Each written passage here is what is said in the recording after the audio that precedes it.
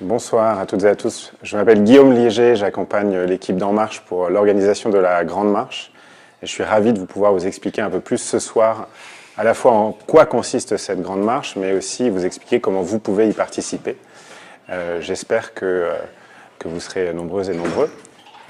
On va attendre quelques toutes petites minutes, le temps que les gens se connectent. Et puis on commencera. Au programme ce soir, je vais vous expliquer un peu ce qu'on a fait depuis le lancement d'En Marche, le 6 avril. On va également vous donner quelques éléments un peu plus concrets sur ce qu'on appelle la Grande Marche. Concrètement, qu'est-ce qu'il y a derrière ces deux mots, Grande Marche.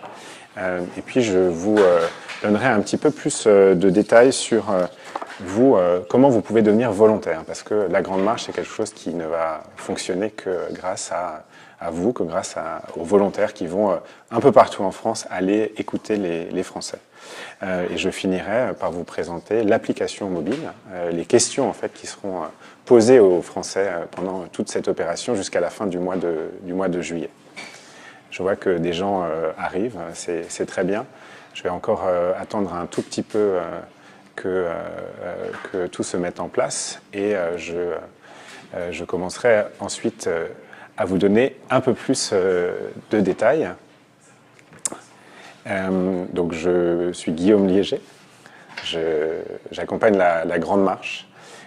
Pour ceux qui nous ont rejoints, je me présente rapidement. Donc j'ai animé un certain nombre de formations comme celle-ci, mais en personne. Donc là, on fait pour la première fois, on propose à tous ceux qui le souhaitent de suivre une formation via Facebook Live. Donc c'est une première pour En Marche. On espère que tout ça vous sera très utile, à la fois pour mieux comprendre ce que l'on veut faire après la Grande Marche et puis surtout pour concrètement devenir volontaire et participer.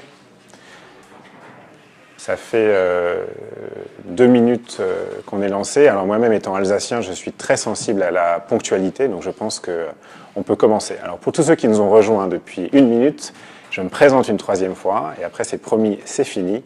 Je m'appelle Guillaume Liéger, j'accompagne l'équipe d'En Marche pour l'organisation de la Grande Marche. Je suis ravi de vous accueillir ce soir. Merci beaucoup de prendre le temps de nous suivre, de suivre cette formation sur Facebook Live. L'objectif ce soir, vous donner les clés pour participer à la Grande Marche, pour devenir volontaire pour la Grande Marche. Pour cela, je vais d'abord vous dire un peu plus où en est le mouvement En Marche depuis qu'il s'est lancé le 6 avril. Je vous donnerai ensuite quelques mots-clés pour que vous compreniez très pratiquement ce que c'est que la Grande Marche. Et ensuite, je vous expliquerai ce que vous, volontaires potentiels, pouvez faire pour nous rejoindre et aller avec les milliers de personnes qui sont déjà allées frapper aux portes et écouter les Français, ce que vous pouvez faire pour que d'ici la fin du mois de juillet, on ait écouté 100 000 personnes un petit peu partout en France. Je terminerai cette présentation par vos questions. Vous pouvez... on sélectionnera un certain nombre de vos questions et je prendrai le temps d'y répondre à la fin de cette session. Je vous propose de commencer. Alors concrètement, En Marche, ça fait 50 jours que le mouvement s'est lancé. Alors, qu'est-ce qui s'est passé pendant ces 50 jours? Alors, à la fois, énormément de choses, et notamment la préparation de cette opération qui s'appelle la Grande Marche et dont le lancement officiel a lieu ce samedi, dans 2 jours, donc après-demain. La Grande Marche sera lancée officiellement et ensuite ce sera tous les jours jusqu'au mois de juillet. Lancement samedi et tous les jours jusqu'à la fin du mois de juillet, un peu partout en France. Des volontaires comme vous, on espère, iront participer à cette Grande Marche dont l'objectif est d'aller écouter 100 000 Français. Donc depuis le lancement du mouvement, il y a eu beaucoup de travail qui a été fait pour préparer cette opération, pour développer des outils de formation, pour expliquer aux volontaires, aux personnes qui étaient intéressées, comment faire pour participer concrètement à la Grande Marche, pour développer aussi une appli mobile qui est utilisée pour collecter les témoignages auprès des Français. Donc tout ce travail-là, ça a été lancé dans la foulée du lancement du mouvement En Marche, et l'objectif est d'être fin prêt pour après-demain, et ensuite d'aller sur le terrain jour après jour jusqu'à la fin du mois de juillet. Donc j'ai beaucoup dit Grande Marche. Qu'est-ce qu'il y a derrière concrètement cette Grande Marche? Alors il y a 2 idées fondamentales. La première, c'est qu'avec la Grande Marche, on veut aller faire un diagnostic du pays.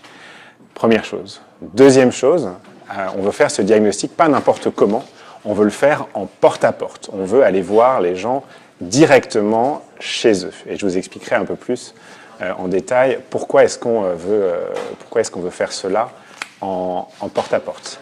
Alors un diagnostic du pays, eh bien, cette grande marche, donc, c'est l'occasion d'aller écouter les Français, de prendre le temps d'aller vers les gens, des gens qui parfois eux-mêmes n'ont pas le temps ou ne savent pas comment faire pour adresser un message à la politique, n'ont pas nécessairement accès au réseau politique, au réseau associatif pour faire entendre leur voix. Eh bien, ces gens-là, on veut aller les écouter.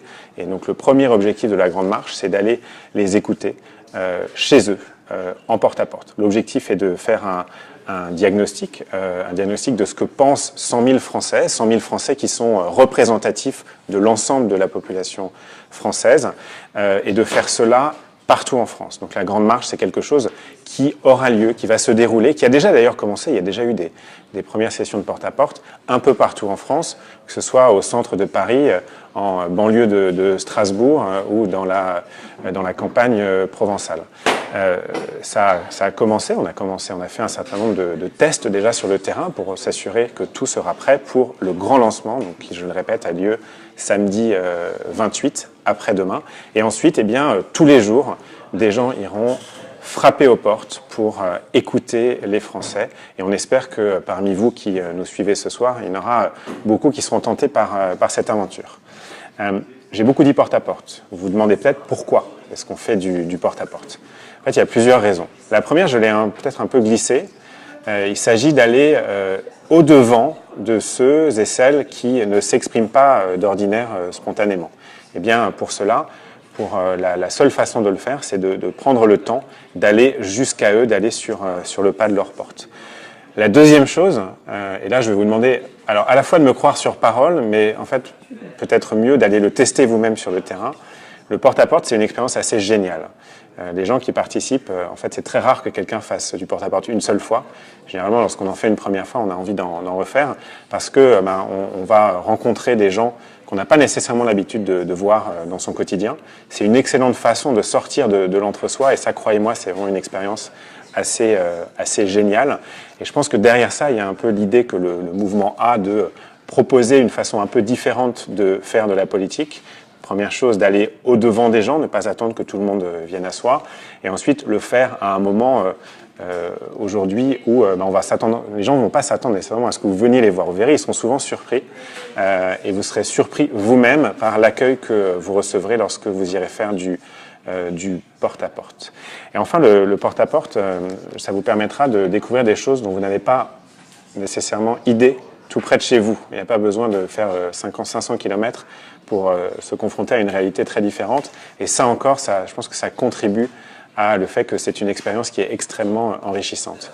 Et puis dernier point, vrai dernier point sur le porte-à-porte, c'est moderne. Alors ça paraît un peu bizarre de se dire que ce geste-là, c'est une technique moderne.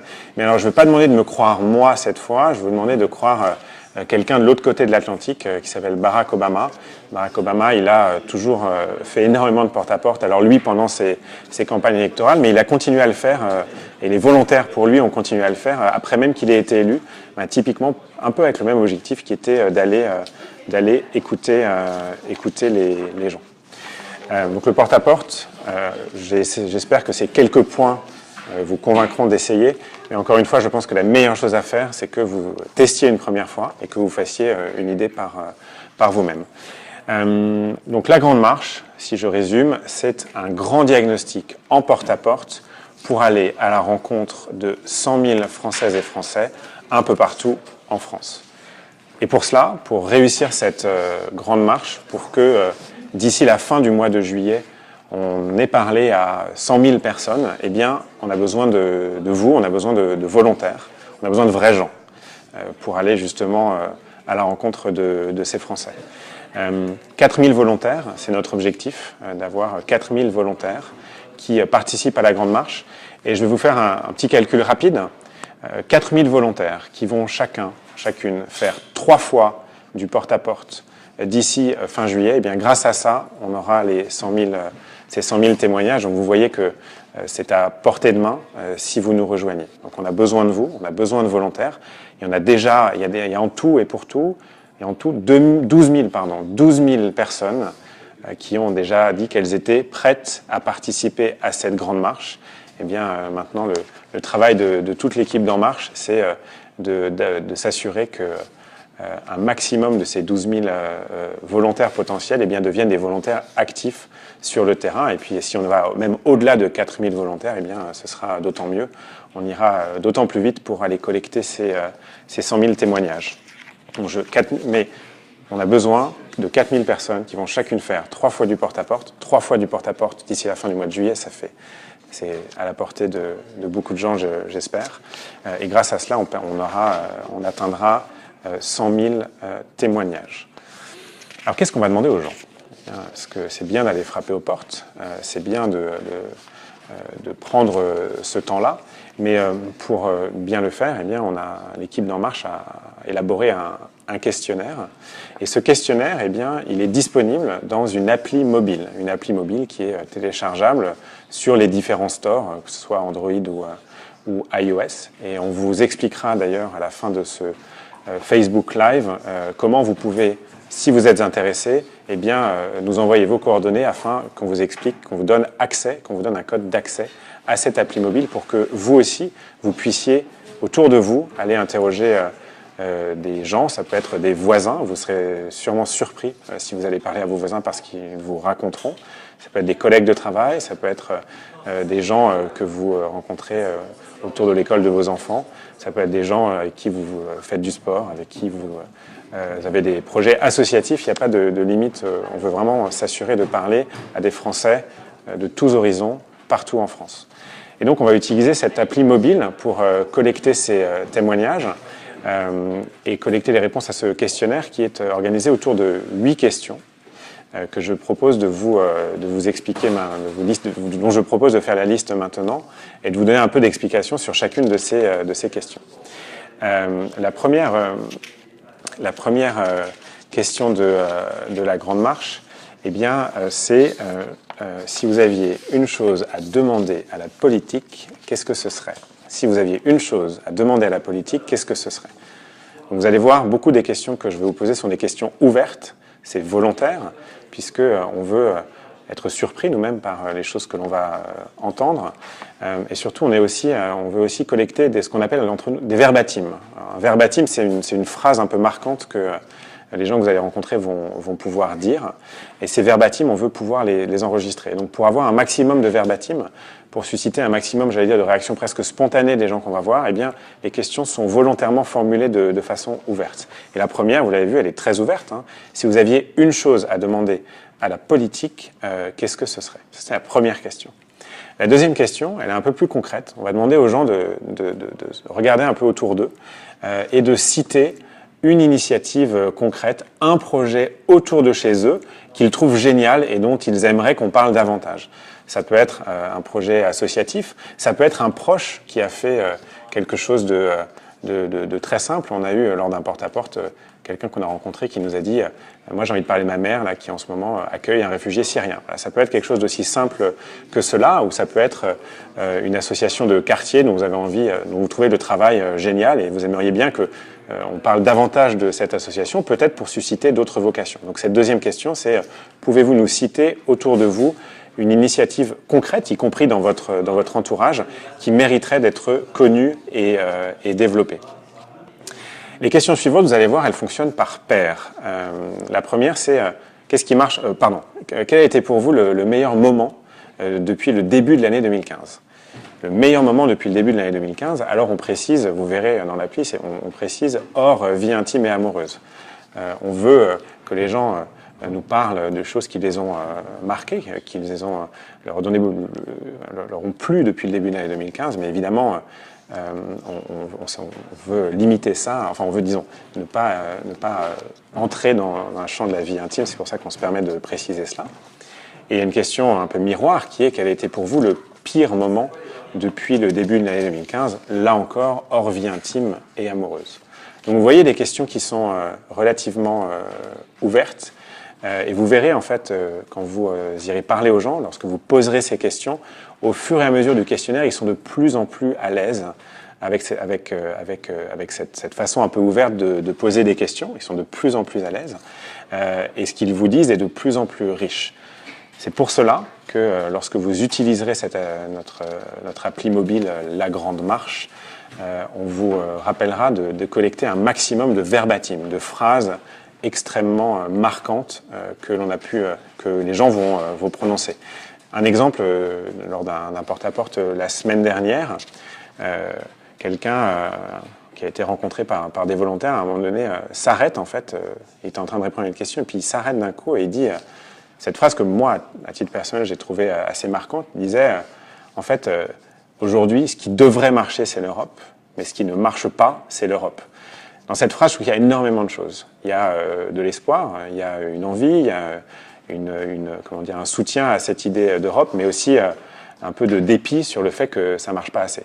Eh bien, vous voyez, moi j'ai essayé de le dire avec 2-3 phrases relativement maladroites. Le verbatim, qui est exactement ce que cette personne a dit, je trouve que ça résume énormément de choses de façon extrêmement parlante. C'est ça un verbatim.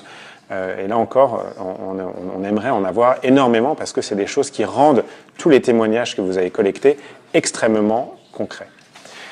Je continue la liste des questions. Donc après le binôme de questions sur le meilleur moment depuis début 2015 et le pire moment depuis le début 2015, eh bien on va demander aux gens ce qui marche en France. D'après vous, qu'est-ce qui marche en France? Et là, cette question est assez géniale et marche très bien, vous verrez. Vous serez agréablement surpris, j'espère. Et puis il y a une question miroir qui est qu'est-ce qui ne marche pas en France? Je me permets, je fais une petite parenthèse pour vous donner un petit conseil pratique lorsque vous posez ces questions. C'est très tentant d'essayer d'enchaîner, d'essayer de suggérer des réponses. Il y a un exercice que j'aime bien suggérer aux personnes qui participent aux formations, alors que ce soit des formations comme ici à distance ou que ce soit des formations avec les gens en face à face, disons.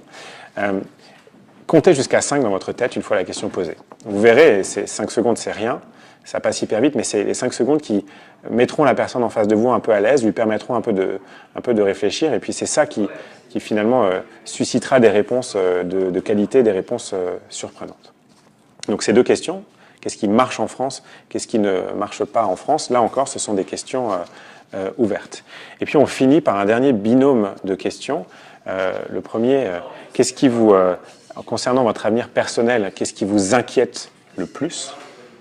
Ça, c'est une question qui peut-être est un peu dure, qui peut susciter des réponses parfois un petit peu dures.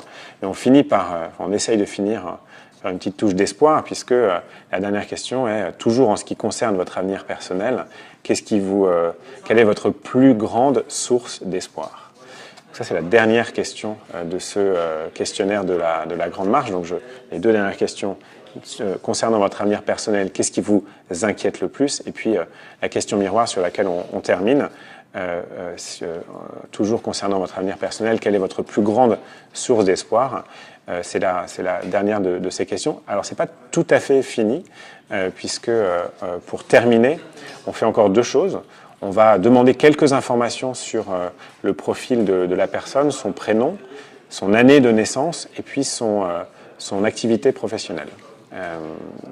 Ou son activité estudiantine, si c'est le cas. Ces questions-là, en fait, sont très utiles puisqu'elles vont nous permettre de nous assurer, à la fin de la Grande Marche, que les 100 000 conversations, les 100 000 témoignages que l'on aura collectés, eh bien, sont représentatifs de l'ensemble de la population française. Donc, elles sont très importantes. Il faut les poser. Et juste après cela, eh bien, si la conversation s'est bien passée, on vous encourage à demander aux gens leurs coordonnées. Alors ça paraît bizarre, parce que déjà on peut se dire le porte-à-porte c'est un peu intrusif. Alors ça c'est faux, le porte-à-porte vous verrez, vous serez extrêmement bien accueilli dans 99% des cas. Et ensuite, si la conversation se passe bien, eh bien demandez systématiquement aux gens que vous venez de rencontrer s'ils sont d'accord de vous laisser leurs coordonnées. Pourquoi vous laissez leurs coordonnées? Eh bien pour... trois choses. Il y a trois choses qu'on peut faire avec cela. La première, c'est que il y a des gens qui, en fait, veulent devenir adhérents En Marche. Vous allez en rencontrer. C'est très simple. Jeudi soir dernier, 100% des gens qui ont répondu aux questions, lors d'une session de porte-à-porte, 100% des gens qui ont répondu aux questions ont dit qu'ils étaient prêts à devenir adhérents ou adhérents d'En Marche. C'est quand même un très très bon taux de transformation. Première chose. Même si les gens ne veulent pas devenir adhérents, ils peuvent simplement vouloir être informés sur ce que fait le mouvement, recevoir les emails du mouvement. Et pour cela, eh bien, il faut également leur demander leur adresse mail et il faut leur demander explicitement s'ils sont d'accord de recevoir des informations. Tout cela ensuite sera transmis à l'équipe d'En Marche qui contactera ces personnes pour leur demander de confirmer soit leur adhésion, soit le fait qu'elles sont d'accord de suivre les nouvelles, la newsletter d'En Marche. Et puis il y a un troisième cas de figure. Vous allez rencontrer des gens incroyables, j'en suis sûr. Vous allez rencontrer des gens à un moment donné incroyables. Eh bien, certaines de ces personnes, l'équipe d'En Marche aura envie de les recontacter par la suite. Pour cela, il faut qu'ils soient d'accord, qu'elles soient d'accord. Et donc, là encore une fois, si la conversation s'est bien passée, si vous avez trouvé que l'échange était particulièrement intéressant, eh bien, on vous demandera de demander à la personne si elle est d'accord d'être recontactée par la suite par l'équipe d'En Marche. D'ailleurs, à la toute fin du questionnaire, juste avant de clore ce questionnaire, vous aurez la possibilité d'indiquer quels sont le top 1% des conversations que vous avez eues. Pourquoi est-ce qu'on vous demandera ça, le top 1%, donc vraiment les conversations les plus incroyables que vous aurez eues? Eh bien, on vous demande cela parce qu'après, les témoignages de ces gens-là vont être lus en personne par les gens de l'équipe d'En Marche. Sans entrer dans le détail du traitement, les 100 000 questionnaires vont être traités de façon automatique grâce à une série d'algorithmes, mais il y en a une partie que l'on veut lire et cela, on va vous demander de les identifier. Donc le top 1% des questionnaires, il faudra le signaler. Et si par ailleurs vous pensez que ça vaut la peine que ces personnes soient recontactées par En Marche, là encore il faudra leur redemander. Alors vous verrez, si vous décidez de nous rejoindre, si vous utilisez l'appli mobile, vous verrez tout ça est très simple, elle est relativement, j'allais dire, intuitive, mais vous découvrirez très vite que l'équipe d'En Marche est extrêmement réactive pour vous aider et vous assurer que tout se passe au mieux. Comme je vous le disais, à la fin de cette session, on vous proposera un lien qui vous permettra de laisser votre adresse mail et votre code postal. Et grâce à cela, on pourra vous créer un compte pour accéder à l'appli mobile. L'appli, elle est gratuite, elle est disponible sur les stores, mais pour y accéder, il faut qu'on vous crée un compte comme volontaire. Et vous pourrez, grâce au lien qu'on vous indiquera à la fin de ce Facebook Live, vous pourrez nous dire si vous êtes intéressé. N'oubliez pas, indiquez votre mail, indiquez votre code postal et l'ensemble des informations qui vous seront demandées. Je pense que je vais m'arrêter là, je vais arrêter de parler et je vais maintenant prendre certaines des questions que vous avez posées et je vais y répondre.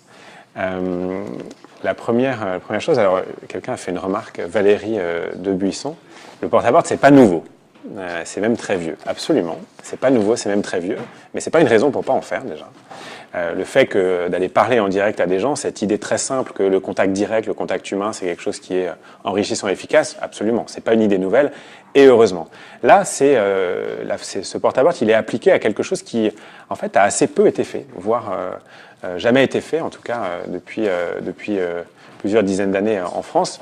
Utiliser cette technique pour aller non pas gagner des voix, comme c'est le cas quand on utilise du porte-à-porte dans une campagne électorale, mais pour aller écouter les gens et le faire à une telle échelle, eh bien ça, en soi, c'est nouveau. Et l'utiliser cela comme source pour faire un très très grand diagnostic, eh bien ça, c'est un petit peu nouveau. Rejoindre un groupe local. Y a-t-il des permanences en province? Alors des permanences, je ne sais pas si vous appelez permanence, vous appelez sur un local, il y a des coordinateurs partout en France. Si vous nous laissez vos coordonnées à la fin de ce fil, eh bien on vous mettra en contact avec votre coordinateur s'il y en a. Alors je dis partout en France, il y en a dans beaucoup d'endroits. Je ne vais pas vous garantir qu'il y en a aujourd'hui dans tous les villages de France, mais il y en a dans beaucoup d'endroits. Donc il y a des gens dans beaucoup d'endroits de France qui pourront vous aider, vous orienter, vous briefer un petit peu sur qu'est-ce que c'est le porte-à-porte, comment ça marche. Vous ne serez pas tout seul. Si vous souhaitez rejoindre un groupe mené par un coordinateur, eh bien, il vous briefera, il vous expliquera comment tout cela fonctionne. Et il y en a en effet un petit peu partout en France. Si on n'a pas été contacté par un coordinateur, on ne pourra pas commencer samedi, dit Alain Djao. Eh bien si, pourquoi vous pouvez, j'espère qu'en tout cas, avec tout ce que je vous ai expliqué aujourd'hui, ça vous donnera un petit peu plus envie de participer à cette grande marche. Qu'est-ce qu'il faut pour participer à la grande marche? C'est simple, il faut avoir un peu de temps, samedi, pour se lancer. Il faut avoir téléchargé l'appli mobile. Et ensuite, il faut choisir un endroit où aller. Alors, vous pouvez commencer par votre quartier. Il faut savoir que tout ce que vous enregistrez sur l'appli mobile est immédiatement synchronisé et remonte jusqu'à l'équipe d'En Marche, quasiment en direct. Donc vous pouvez vous-même, si vous êtes motivé, commencer dès samedi. Alors j'ai tendance à, je pense que le porte-à-porte c'est quelque chose qui est d'autant mieux quand ça se fait en groupe. Donc j'aurais tendance à vous encourager de trouver quelques personnes pour venir avec vous et aller faire du porte-à-porte à plusieurs. C'est toujours un peu plus sympa de rentrer ensemble dans un immeuble puis de se partager les étages, ou bien si c'est un quartier d'habitat individuel, de se partager des rues ou des pâtés de maison. Mais vous pouvez, à partir du moment où vous nous laissez vos coordonnées à la fin de ce fil et vous téléchargez l'appli mobile, eh bien vous pouvez participer à la Grande Marche et tout ce que vous enregistrerez comme question sera... les réponses plutôt que vous enregistrez, tout cela sera synchronisé. On me pose une question sur Windows Phone. On est en train de le mettre en place sur Windows Phone. Je ne peux malheureusement pas vous garantir que ce sera le cas pour samedi, mais en effet, nous avons ça à l'esprit. On a développé l'application initialement sur Android et iPhone et on est en train de le passer sur Windows Phone. Ce sera prêt très rapidement. Malheureusement, je préfère ne pas faire de promesses que je ne suis pas certain de tenir et je ne peux pas vous garantir que ce sera prêt pour samedi pour le lancement. Dans ce cas-là, ce que vous pouvez faire, c'est que vous pouvez nous l'indiquer en nous laissant vos coordonnées à la fin de ce fil Facebook. Il existe un questionnaire papier. Vous pouvez commencer avec un questionnaire papier. Et ensuite, ce questionnaire papier, on vous demandera de l'envoyer, soit de le remettre à un coordinateur s'il y a un coordinateur près de chez vous, soit de l'envoyer par voie postale à l'équipe d'En Marche, soit, si vous avez la possibilité de le faire, de le scanner.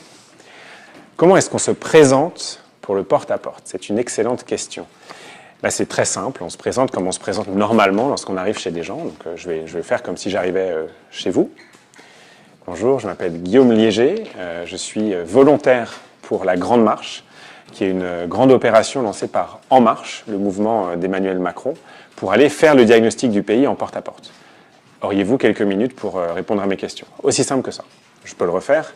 Bonjour, je m'appelle Guillaume Liéger, je suis volontaire pour En Marche, le mouvement d'Emmanuel Macron. Et nous lançons en ce moment une grande opération de porte-à-porte pour aller parler à des gens un peu partout dans le pays et faire un diagnostic de ce qui se passe en France. Est-ce que vous auriez quelques minutes à m'accorder? J'ai loupé le début de la vidéo. Ce sera possible de la revoir? Absolument. Ce sera tout à fait possible de la revoir. Elle restera sur le mur de En Marche et vous pourrez la visionner tout après ça. Donc si vous tolérez mon accent alsacien pendant une demi-heure, eh bien, aucun problème, vous pouvez le réécouter en boucle. Comment passe-t-on la barrière des codes d'accès à Paris? Excellente question. Alors, c'est pas que à Paris, d'ailleurs, qu'il y a des digicodes.